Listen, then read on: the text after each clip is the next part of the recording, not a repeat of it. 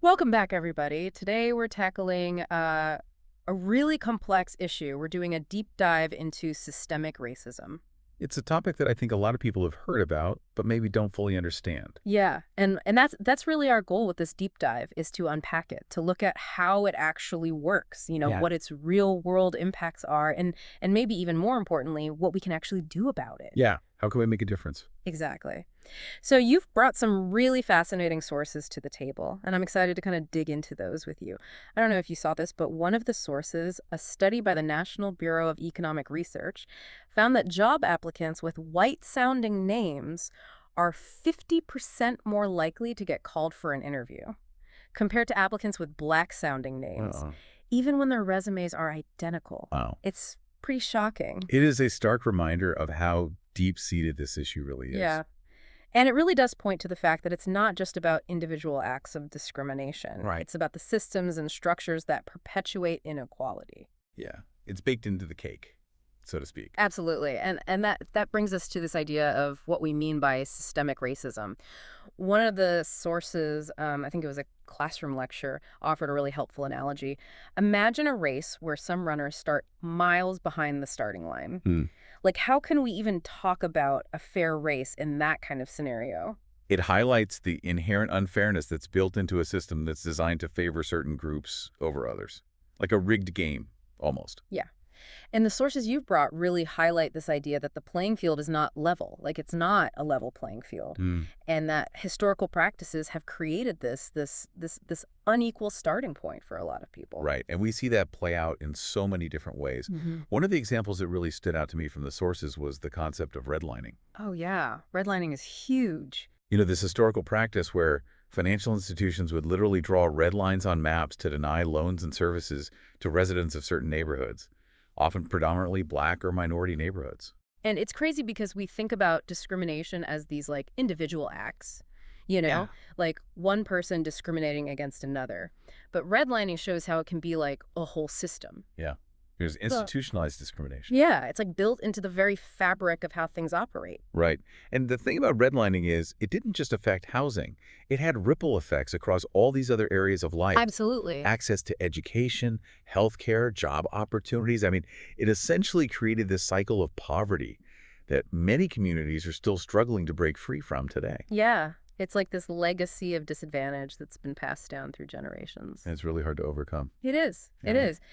And beyond these like kind of big picture systemic issues, the sources also highlight just the very real human impact Yeah. of systemic racism through personal stories. Oh, absolutely. Those stories are so powerful because they put a human face on these abstract concepts. You know what I mean? Yeah, they make it real. They make it real.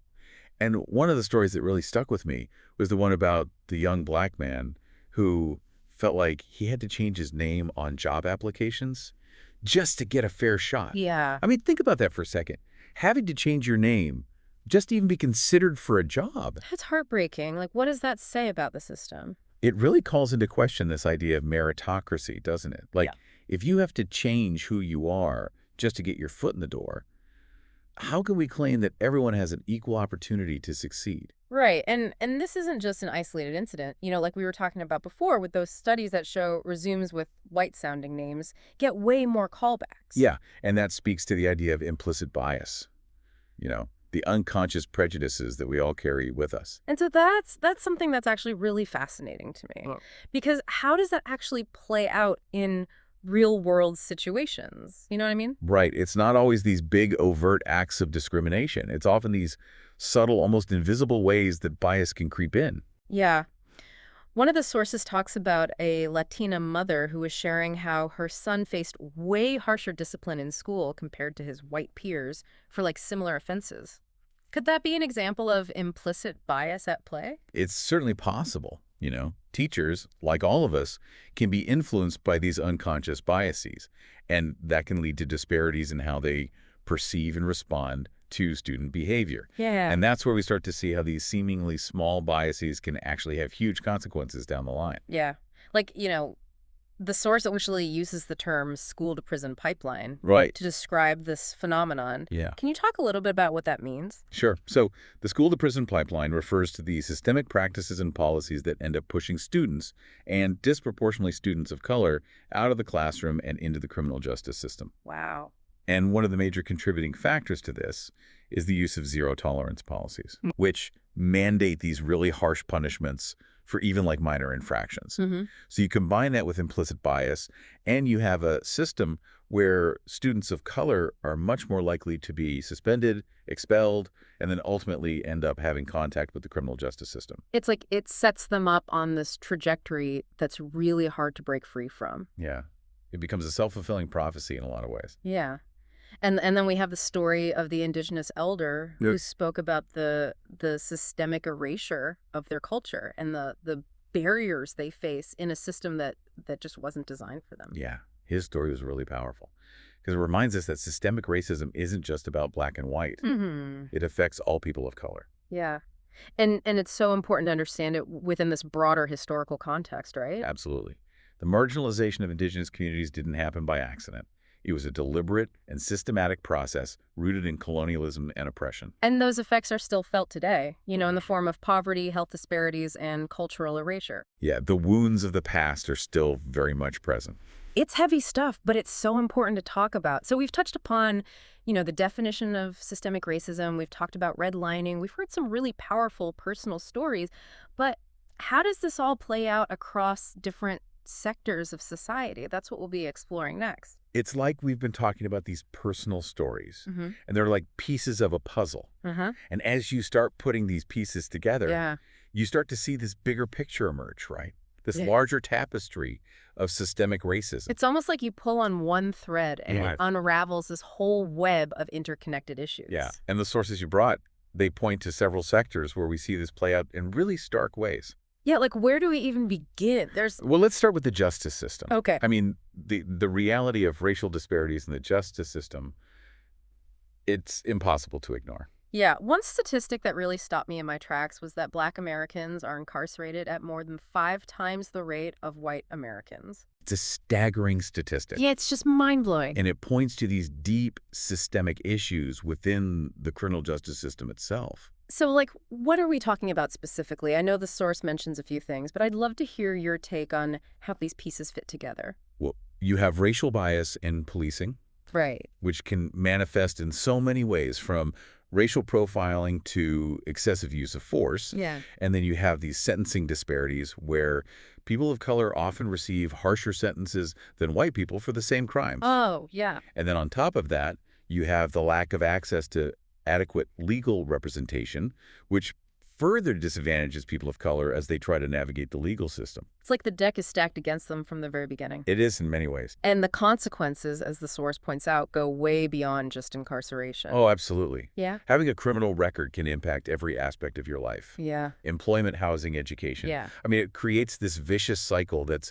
really hard to break. Yeah. It's like this mark that follows you forever. And it perpetuates this cycle of inequality. And it's not just the justice system, right? I mean, the sources talk about healthcare, too. Oh, healthcare is a huge area where we see the devastating effects of systemic racism. Yeah. I mean, we see it in these stark racial disparities in health outcomes. Mm-hmm. People of color experience higher rates of chronic diseases, infant mortality, even shorter life expectancies. One thing that really hit home for me was reading about the high rates of poverty and suicide in indigenous communities. Yeah, it's heartbreaking. It's like you can't even begin to fathom the level of suffering. And it's rooted in this complex web of factors. Yeah. Historical trauma, ongoing discrimination, limited access to quality health care. Yeah. And then you add in environmental racism, which is this whole other layer of injustice. Right, where communities of color are disproportionately exposed to environmental hazards. Exactly. It paints a really grim picture. It does. But amidst all of this, the source does offer some hope. Okay. It outlines 4 key strategies for addressing systemic racism: Okay, I'm listening. education policy reform, community empowerment, and personal reflection. Those are all really important areas to focus on. Yeah, so let's start with education. Yeah. One of the sources suggests that one of the most powerful things we can do is just educate ourselves and others about the history of systemic racism and the realities of it today. Knowledge is power. Right. And I think a good place to start is by seeking out books, documentaries, podcasts that offer accurate and inclusive historical perspectives. Totally. And it's not just about like learning about the struggles, right? The source also talks about the importance of celebrating the achievements Yes. and the resilience of marginalized communities. Absolutely. It's about telling the whole story. Yeah, a complete and nuanced story. The good and the bad. Yeah, the triumphs and the injustices. And that education needs to start early, too. Right, in schools. Yeah, we need to be teaching accurate and inclusive history in schools From a young age. from a young age. Okay, so then there's policy reform. Yeah. What kind of policy changes are we talking about here? We're talking about advocating for laws that promote equity and justice in every aspect of life. Okay, so like, give me some concrete examples. Sure. So in the criminal justice system, we need to look at ending mass incarceration, Okay. eliminating mandatory minimum sentences, and investing in restorative justice programs. Right. In housing, we need policies that address discriminatory lending practices, Mm-hmm. promote affordable housing options, and protect tenants' rights. Yeah. And in the workplace, we need to strengthen anti-discrimination laws, promote pay equity, and create pathways for advancement for people of color. Wow. It sounds like a massive undertaking. It is, but the source emphasizes that it's about collective action. Yeah. It's about supporting organizations that are working to advance these policy changes and getting involved in advocacy efforts. So using our collective power to actually push for systemic change. Exactly. Right, and then that brings us to community empowerment, Right. which is another key strategy. Community empowerment is all about recognizing the strength and resilience within marginalized communities Yeah. and supporting the organizations and initiatives that are working to address local needs and challenges. So like finding organizations in our own communities that are doing the work. Yeah, whether it's through volunteering, donating, or simply amplifying their voices. I love that idea of like focusing on the local level where you can actually see the impact. Right. It's about connecting with and supporting the work that's happening on the ground. Okay, so then finally there's personal reflection, Yeah. which the source emphasizes as like a crucial part of this. This is where the inward work begins. Mhm. It's about examining our own biases, learning from others, and using our privilege to create space for equity and justice. So the source suggests seeking out resources that can help us recognize and challenge our implicit biases. Right. There are a lot of great resources out there. Like what are some that you would recommend? Well, there's the Harvard Implicit Association Test, which is a widely used tool for measuring unconscious biases. Oh yeah, I've heard of that. And then organizations like Teaching Tolerance and Race Forward offer a ton of resources for educators and individuals. It's a journey, isn't it? This whole process of like self-reflection and unlearning these ingrained biases. It is a lifelong journey, Yeah, and it can be uncomfortable at times, but it's necessary work. right. The more we understand our own biases, the better equipped we are to challenge them Exact. and to create a more just world. An equitable world for everyone. So we've talked about how systemic racism shows up in the justice system, in healthcare, in education, and it feels heavy. Yeah, it's a lot to take in. But the source offers these 4 strategies for action. Right. And what I'm taking away from this is that the problem is huge, but we're not powerless. I completely agree. I think that's a really important point to emphasize. Yeah. It's easy to feel overwhelmed, but we have to remember that our individual actions, combined with collective efforts, can create meaningful change. So that's what we'll be exploring next. Okay. How we can actually move from awareness to action and start working towards a future free of systemic racism. You know, it's easy to get lost in all the data and the statistics and the complexities of it all. It can feel overwhelming for sure. But the sources you've shared, they also offer this really like hopeful vision for the future. Oh, yeah. Tell me about that. Yeah. One source describes this world where systemic racism is like a thing of the past, you know? Okay. Like kids of all backgrounds are playing together in a park. Mm-hmm. And there's just this sense of unity and belonging. I love that image. Oh, that. It's powerful. Yeah. And it really speaks to the idea that change is possible. It is. But as the source acknowledges getting there, Mm-hmm. it's not going to be easy. Right. It requires a fundamental shift in how we think and how we operate as a society. Yeah, one source actually uses the term paradigm shift. It's not just about like tweaking existing systems, it's about like rethinking them entirely. Right from the ground up. Yeah, and that can feel daunting, but it's also like incredibly exciting. It is. It's about creating a world where everyone has a chance to thrive, So how do we get there? Like, we've talked about education policy reform, community empowerment, but how do we actually bring those strategies into our daily lives? Well, one source offers a really simple but profound suggestion. Okay. Start by listening. Just listen. Listen to the voices of those who have been marginalized and silenced by these systems. Make sure I understand. So you're saying, like, seek out their stories, understand their experiences. Exactly. Amplify their voices. Because we can't dismantle systems that we don't fully understand. Right. And who better to teach us than those who have lived it? That makes total sense. And it's more than just passive listening, right? The source challenges us to be active allies. Right. It's about using our privilege and our platforms to advocate for change, to challenge injustice wherever we see it. So it's about moving beyond awareness to action, Yeah. taking concrete steps in our own spheres of influence. Exactly. It might feel like a small thing, Uh-huh. but like one source points out, even a single pebble can create ripples that extend far beyond its initial impact. Love that analogy. Yeah. It's so true. So as we wrap up this deep dive, I'm feeling like this mix of urgency and hope. I feel that too. The urgency comes from realizing how deeply embedded this problem is. Yeah. It's a real and pervasive issue. But the hope comes from knowing that we're not powerless. We can make a difference. We all have a role to play in creating a more just and equitable world. And that brings us back to a question I asked earlier. Okay. Thinking about your own sphere of influence, Yeah. your workplace, your community, your family. Mm.